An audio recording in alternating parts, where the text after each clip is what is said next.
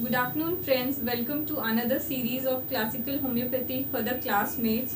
Those who are watching our video for the first time, I would request them to go and see the previous videos on case taking so that आप ज़्यादा relate कर पाएंगे जो हम अभी देखेंगे या समझने की कोशिश करेंगे. आज एक छोटे से केस से हम स्टार्ट करेंगे. This is a case of basically gastric headache. The presentation was headache. Character of headache was a dull headache, and it is a case of 34-year-old female, teacher by profession, government teacher. And she had this is an acute case basically. So as we have discussed previously कि acute case में हमें onset is very important देखना कि since when you are having this particular complaint, onset के बाद causation is the next thing which is to be thought of. किस वजह से शुरू हुआ, उस दिन क्या हुआ था, and then the thing is inquire into the circumstances. Associated with headache, she also had a severe indigestion, aversion to food, aversion to even smell क्या, thought of food. She had said कि कोई खाने की बात भी करता है तो मुझे अजीब सा नॉजिएटिंग फील होता है. There was fullness of abdomen, and she said कि there is constant nausea as well. She feel like कि अगर वॉमिट कर दूँ, मैं प्यूक आउट कर दूँ तो मैं बेटर फील करूँ, but in spite of like she tried it but nothing came out, and the headache was basically getting worse and worse. It used to get. So azan is like completed, let me finish it fast. So ये हमारे physical symptoms थे, और adding modalities to it, her headache used to get worse after sunset. She said evening वगैरह में जब सूरज ढल जाता था, जब ये प्रॉब्लम होती थी. और अभी हम देखेंगे, I also mentioned here circumstances. Now weather वगैरह कैसा था जिस वक्त वो पेशेंट मेरे पास आई. ये पेशेंट जनरली ज़रूरी नहीं आपको बहुत क्लियर कट समझा के बता पाए कि हमको डैम्पनेस से प्रॉब्लम है या हमको ठंडी जल्दी लग जाती है. जब भी पेशेंट किसी एक्सट्रीम वेदर में आपके पास आता है तो ये बैक ऑफ द माइंड सब के रहना चाहिए दैट अभी इस वक्त बहुत हॉट ड्राई वेदर है, सनस्ट्रोक्स ज़्यादा लेकर आ रहे हैं पेशेंट, या फिर अभी डैम्पनेस एनवायरनमेंट में काफ़ी ज़्यादा है, या फिर ठंडी सर्द हवाएं चल रही है, शीतलहर का पीरियड है ये. तो जिस वक्त ये केस मेरे पास आया तो उस वक्त काफ़ी ठंड या नॉर्थ इंडिया में हमारे यहाँ काफ़ी इंटेंसिटी में होती है. टेम्परेचर जो है ऑफ कोर्स बर्फ नहीं पड़ती बट ठंडी अच्छी खासी होती है. टेम्परेचर जो है 3 डिग्री 2 डिग्री इतना वेरी करता है. और जिस वक्त ये केस मेरे पास आया था उस वक्त कॉन्टिन्यूसली 1 वीक से यहाँ बारिश भी हो रही थी. तो good amount of dampness, damp cold weather was there. तो अभी मैं सबको रिक्वेस्ट करूँगी कि वो ये वीडियो पॉज करें और जितनी इंफॉर्मेशन है हमारे पास, एक अपनी जो भी रफ या कॉपी या कोई भी पेपर जो भी लेके आप बैठते हैं उसमें आप लिख कर रखें. नाउ हमारे पास एक केस है जो हेडेक का है, कैरेक्टर इज डल, और associated with GIT complaints. Associated क्या पॉजिटिव भी ले सकते हैं आप इसको, फिर भी इसको कॉन्कोमिटेंट ही समझ के आगे बढ़ते हैं हम लोग. ये इंडाइजेशन था उनको, एवर्शन टू साइट या स्मेल ऑफ फूड था, बेसिकली फुलनेस इन एब्डोमेन थी, नॉजिएटेड थी वो, और मॉडलिटी भी हमारे पास काफ़ी अच्छी है कि सनसेट के बाद वो एग्रावेट हो रहा है, और उस वक्त कोल्ड डैम्प वेदर था, बारिश वगैरह काफ़ी हो रही थी. तो हम कुछ चीज़ें अब समझ पा रहे हैं। वी हैव, हम सबके माइंड में कुछ सेट ऑफ रेमेडीज हैं, तो अभी आप वो रेमेडी अपने पेपर पे संभाल कर रखिए। आगे समझने वाली चीज़ और है, मैं आपको थोड़ा और क्लियर करती हूँ अपने फिजिकल जर्नल्स बता के उनके। बेसिकली विंटर्स वगैरह में जितने भी पेशेंट आते हैं, ज़ाहिरी तौर पे ज़्यादातर, और जब टेम्परेचर एकदम एक्सट्रीम में हो, या बहुत ज़्यादा गर्मी हो या बहुत ज़्यादा सर्दियाँ हो, तो यूजुअली हाँ हमको ठंड बर्दाश्त नहीं होती, ये रिलेटिवली वो बोलेंगे। तो मैंने मेरे केस टेकिंग के वीडियो में भी बताया है, थर्मल्स हमेशा वेरीफाई करिए, पूछिए उनसे आप कौन सा जो मौसम है अच्छा बर्दाश्त कर पाते, कौन सा मौसम आप बर्दाश्त नहीं कर पाते। इन केस अगर वो बोले कि हमको ठंडी बर्दाश्त नहीं होती, तो डेफिनेटली पेशेंट का हाथ रख के उसको अपने डॉर्सल ऑफ हैंड से ज़रूर टच करके देखें। कई बार वो नमी महसूस होती है या गर्म महसूस होता है, या नमी के साथ ठंडक महसूस होती है, ये चीज़ें बहुत हेल्प करती है ना। अगर हम अभी फिजिकल जनरल्स वगैरह डिस्कस करें, तो डिज़ायर उसको वैसे नॉर्मली जब फिजिकल जनरल भी लेते हैं तो हमको दो चीज़ समझ के चलनी पड़ती है, क्योंकि ये अक्यूट केस है। तो एट प्रेजेंट उसकी डिज़ायर अवर्जन क्या है, और मतलब जब वो हेल्दी स्टेट में था, वो पेशेंट आया था, जब उसकी डिज़ायर अवर्जन क्या था, ये दोनों चीज़ माइंड में रख के हमको आगे बढ़ना है। अभी इस वक्त उसको वो कुछ भी शी सेड कि अभी खाने के बारे में हम सोच भी लेते हैं तो भी हमको नॉजिएटिंग लगने लगता है, बिल्कुल खाने का मन नहीं करता, पेट भरा भरा सा रहता है, this tightness, tympanicity I don't feel like eating या थिंकिंग ऑफ फूड।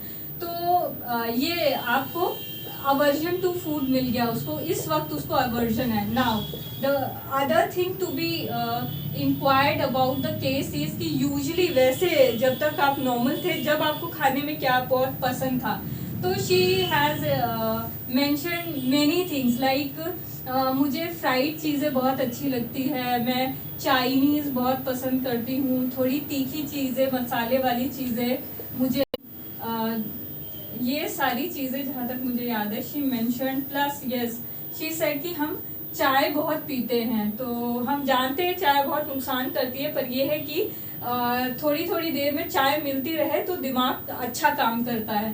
तो और पेशेंट कैसा रिलेट कर रहा है, चाय हम पीते हैं, हमको थोड़ी ज़्यादा चाय चाहिए, थोड़ी थोड़ी देर में चाय मिलती रहे तो दिमाग अच्छा काम करता है। दैट मीन्स इस चीज़ को आप ले सकते हैं कि डिज़ायर स्टिमुलेंट, ठीक है। डिज़ायर ये हो गई। अवर्जन में उसने कुछ खास आपको बताया नहीं था।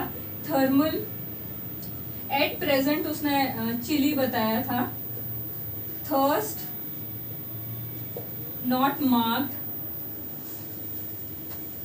शी सेड कि पानी पीते हैं हम, और जैसा खाना खा लिया हमने तुरंत से हम पानी नहीं पीते, पर हमारी आदत है आधे घंटे या 1 घंटे बाद 1 गिलास पूरा पानी गर्म करके पीते हैं। नाउ दिस इज समथिंग जहाँ फिर से थोड़ा सोचने वाली चीज़ें हो जाती है कि वो गर्म पानी पीना पसंद करती है, ठीक है। अब हमारे पास इतनी सारी चीज़ें हो गई। Now about एलिमिनेटरी function of the patient. Patient का एलिमिनेटरी फंक्शन क्या है, क्या हमको वहां से कुछ इंसाइट मिल सकता है about stool, about urine, about perspiration. So about stool she said कि since I am having this headache, हमको लगता है अगर हमारा पेट साफ हो जाए पूरी तरह से तो हमारी प्रॉब्लम भी चली जाएगी, जो हमने खाया है वो डाइजेस्ट ही नहीं होता प्रॉपरली। Unsatisfactory stool.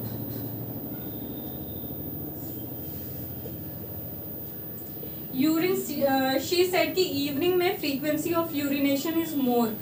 हेडेक रहता है, यूरिन जाते हैं हम, यूरिन पास करते हैं तो कुछ टाइम के लिए थोड़ा बेटर फील होता है ना। अगर पेशेंट इस तरह की सिम्टोमेटोलॉजी दे कि यूरिन, अब हमें यहाँ 2 बहुत अच्छी फिजिकल जर्नल्स मिले हैं, यूरिन इवनिंग में पास करना, बार बार फ्रीक्वेंसी बढ़ जाती है, देन स्लाइटली 2 से 3 secs, she said slightly headache थोड़ा बेटर हो जाता है after passing urination. Perspiration was present but not profuse. Soles में ऑफेंसिव पर्सपिरेशन रहता है. सॉक्स वगैरह ऑफेंसिव रहते हैं.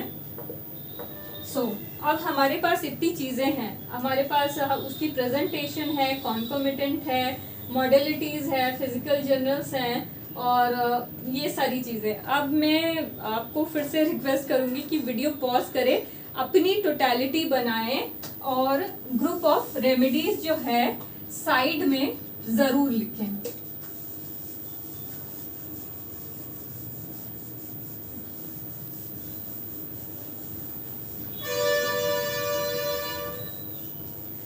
Homeopathy is a very beautiful science. आप जितना अपनी लाइफ अच्छे से जिएंगे, जितनी ऑब्जर्वेशन अच्छी आपकी रहेगी, उतने अच्छे आप होम्योपैथ हैं. आप कितना अच्छा चीज़ों को समझते हैं, कितना अच्छा इंसान को समझते हैं, उसकी सर्कमस्टेंसेस को समझते हैं, ये चीज़ें आपको हेल्प करेगी. मैं एज्यूम कर रही हूँ आपने कुछ 2, 3, 4, 5 एटलीस्ट रेमेडीज जो है वो सोचे होंगे. अब हम थोड़ा सा डिस्कस कर लेते हैं circumstances. What do I mean by circumstances? I was going through a book of M.L. Tyler, I guess. Tyler ma'am की एक बुक थी, if I am not wrong. तो वहाँ पे उन्होंने कोट किया था कि मतलब उन्होंने अलग अलग ऑथर्स को, ये बुक बहुत अच्छी है, मैं सबको रिक्वेस्ट करूँगी कि एक बार जो एटलीस्ट पॉलीक्रेस्ट रेमेडी है इनसे ज़रूर पढ़ें. तो मैम ने अलग अलग जो राइटर्स ने उस रेमेडीज़ के बारे में क्या क्या PQRS है वो सब एक जगह कलेक्ट करके लिखा है. तो उन्होंने एक बात अपनी एक किसी रेमेडी में लिखी थी कि डॉक्टर केंट हैज सेड कि जब भी आप कोई भी रेमेडी पढ़े तो उसको उसके सर्कमस्टेंसेस के मद्देनजर रखते हुए, in correspondence with its circumstances, you should read and understand a remedy. अब ये सर्कमस्टेंसेस क्या है? ये फिजिकल भी हो सकते हैं, ऑफ कोर्स होने चाहिए, और मेंटल्स भी होने चाहिए.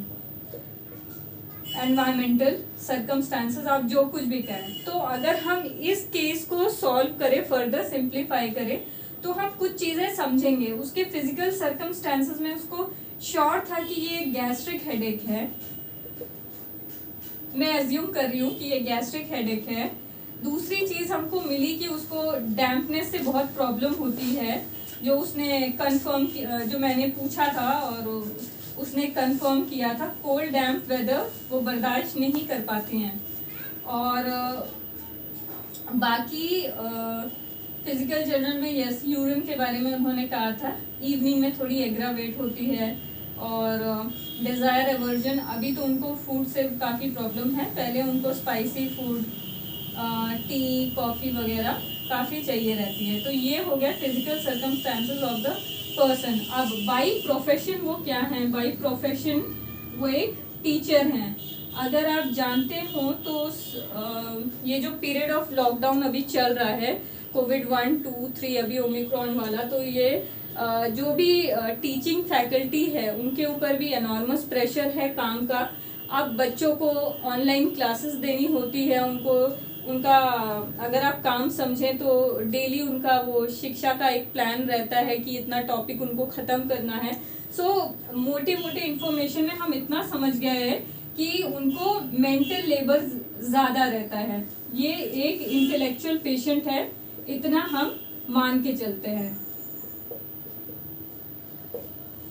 अब ये इंटेलेक्चुअल है, ये अपने काम के प्रति ठीक है. हम डिज़ायर जब पूछ रहे थे, शी सेड नहीं, चाय मिलती रहे थोड़ी थोड़ी देर में तो दिमाग जो है वो अलर्ट रहता है.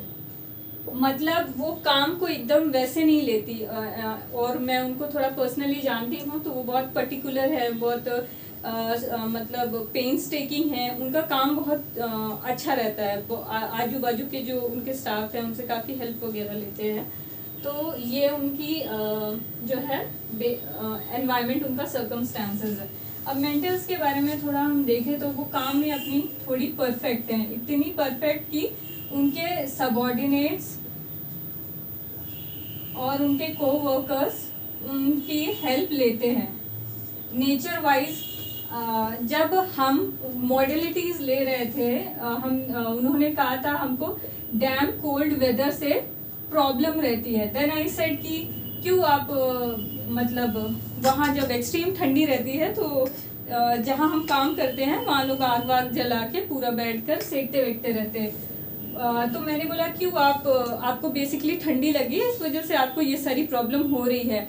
आप अपने आप को कवर करके तो रखते हैं, बट अपने आप को गर्म रखने के लिए भी जैसा कि आग वाग सेक लेना, ये सब कर लेना, आप थोड़ा आपको बैठ जाना चाहिए।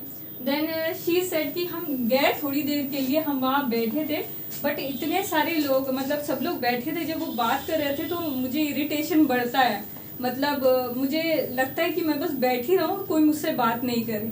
अब ये वाला जो उन्होंने इंसाइट दिया अपने बारे में कि मैं बैठी रहूं,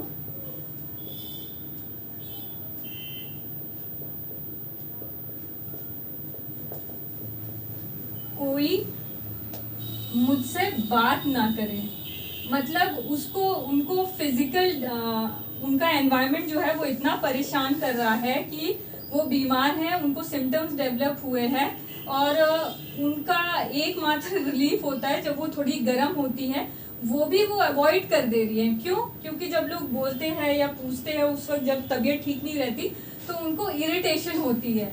तो अब इतनी चीज़ें, अब फिजिकल जितने भी हमारी फिजिकल सर्कमस्टेंसेस था, जैसा कि आपने 1-2-3 रेमेडी नोटिस की होगी, क्योंकि गैस्ट्रिक हेडेक है तो लाइको वगैरह आपने सोचा होगा, कार्बोवेज सोचा होगा, यूरिन से थोड़ा बहुत रिलीव हो रहा है कुछ सेकंड के लिए, तो ये भी बहुत PQRS रहता है।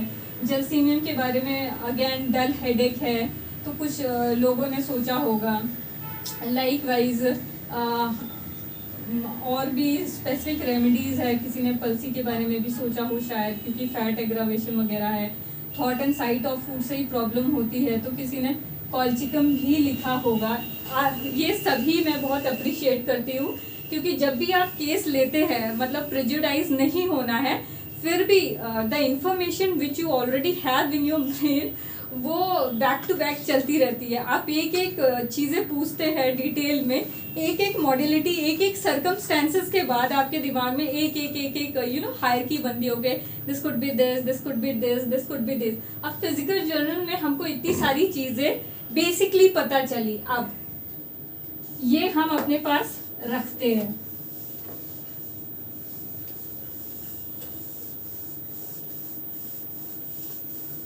अब हम इसमें थोड़ा सा ऐड करेंगे जो हमने हमारे मेंटल्स देखे थे।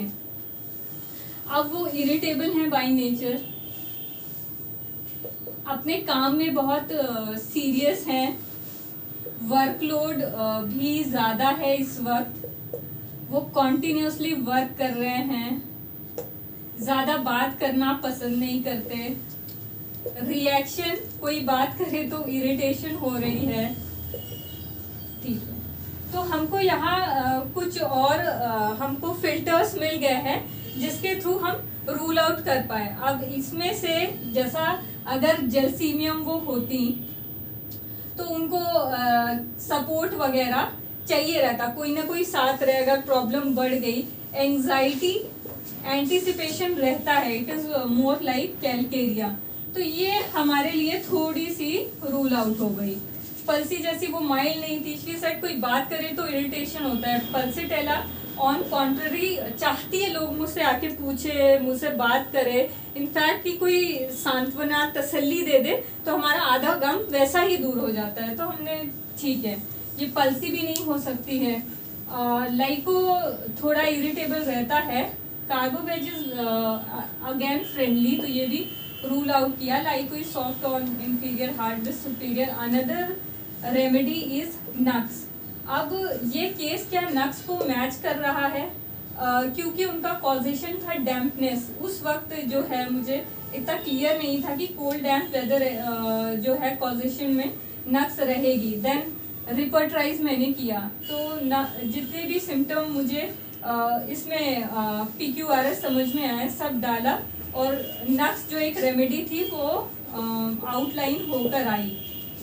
तो जो भी हमारा केस हो वो कंप्लीट करने के लिए हमको फिजिकल जर्नल्स जितने ज़रूरी होते हैं उतना ही ज़रूरी पेशेंट की जो है वो पर्सनालिटी भी होती है। ये केवल फिजिकल नहीं हो सकता, ये केवल मेंटल नहीं हो सकता, ये इन दोनों का कॉम्बिनेशन ही होता है। तो सर्कमस्टेंसेस समझना उतना ही ज़रूरी है जितनी फिजिकल कॉजेटिव मॉडलिटी समझना हमारे लिए ज़रूरी है। तो आई गेव हर नक्स और 2 घंटे के बाद शी सेड आफ्टर 2 आवर्स उनको बेल्चिंग वगैरह स्टार्ट हुई एंड शी सेड कि अभी थोड़ा रिलीफ लग रहा है एंड टिल नेक्स्ट डे उनका पेट भी अच्छे से लाइक साफ हुआ। शी पास टूल नाइसली और फिर धीरे धीरे करके उनकी सारी ये चीज़ें गई हैं। तो जब हम कोई भी रेमेडी पढ़ेंगे तो उसमें एकदम उनका जो पुराना लाइक उनका जो बेसिक डिस्पोजिशन है वो भी समझना है विथ रिस्पेक्ट टू अभी जो उनका चेंज्ड डिस्पोजिशन है। बेसिकली उनका नेचर काफ़ी लाइक इरिटेबल नहीं रहता, अच्छी अप्रोचेबल है, इसीलिए उनके सबॉर्डिनेट और सीनियर्स भी उनसे काफ़ी हेल्प लेते हैं। बट अभी इस कंडीशन में उनको काफ़ी इरिटेशन होता था, लोग मुझसे बात नहीं करें, हम अकेले रहे और बेसिकली स्टिमुलेंट उनको डिज़ायर वैसा रहता था। जब हम नक्स एज अ क्रॉनिक रेमेडी पढ़ते हैं तो हमारे हिसाब से फैटी फूड, चाइनीज़ और ये सब कुछ बहुत क्रेविंग रहती है नक्स पेशेंट को, पर इस टाइम उनको ये सारी चीज़ों से आवर्जन था, बिल्कुल colchicum. I was thinking to give her colchicum but then when she said कि कोई मतलब बात भी करे ना इरिटेशन होती है, द वे शी रिस्पॉन्डेड। जब आप केंट मटीरिया मेडिका से पढ़ेंगे नक्स वॉमिका तो बहुत अच्छा एक्सप्लेनेशन है एक लाइन का। ही सेड कि इरिटेबिलिटी उस पेशेंट को इतनी ज़्यादा रहेगी कि रास्ते में, मतलब फीमेल के बारे में बताए, रास्ते में अगर चेयर भी होगा तो एकदम लात मार के चला जाएगा। मतलब दिस लेवल ऑफ इंसोलेंस, मतलब ऐसी इरिटेबिलिटी कितने लोगों में होती है। और जब पेशेंट इरिटेट होता है you can pick out from her expression की this level of like irritation है। पेशेंट बोला हाँ थोड़ी सी इरिटेशन वगैरह होती है, व्हेन ही सेज हाँ मुझे बहुत चिड़चिड़ाहट होती है, see the difference of how the patient is expressing. So this is important. Now I would request everyone to go through this remedy and have an idea about it. Especially Kent Materia Medica से आप नक्स ज़रूर पढ़े, मैं request करूँगी। Physical generals हम सबको बहुत अच्छे से आते हैं, बट जब आप मटीरिया मेडिका कोई भी केस के रिस्पेक्ट में जब आप पढ़ेंगे तो वो रेमेडी बहुत अच्छे से आपके जहन में जो है वो फिक्स हो जाती है। Okay, so thank you so much. मैंने कोशिश की कि ये बहुत ज़्यादा लंबा नहीं हो, कोशिश की कि ये ज़्यादा से ज़्यादा शॉर्ट रहे। और नेक्स्ट रेमेडी नक्स और चाइना के कंपैरिजन में मैं नेक्स्ट क्लियर करना चाहूँगी। Thank you very much.